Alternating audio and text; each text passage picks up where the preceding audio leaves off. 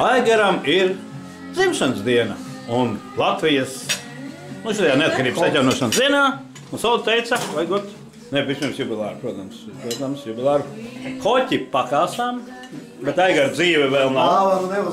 Par Aigara dzīvi gan to nevarētu teikt, jā, bet bērnēt, skatieties kā bērnēt. Kā draudzīgi, kāpēc trešais tur nav? Kauliņi jāda. Visa tā ir, jā? Visa tā ir veselīga. Tā nav kaut kāda gaļa. Tāda gaļa. Visas gaļa ir veselīga gaļa. Lai gan es labāk ēdu neveselīgu gaļu. Nu, lūk. Nu, tā ir pārējie viesi. Mīmainis. Nē, to vēl nes mammai, lai apgrauž. Jā, taupīgi. Dzīvosim taupīgi. Apgrauž. Valgerija ļoti smalki apvērti. Mārtiņš arī. Viņš runāja tā, ka pilnīgi kaulam tā iekšķi.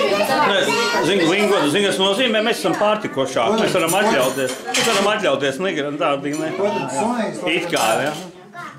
Gāļiņa, jā, apēd. Nu, lūk.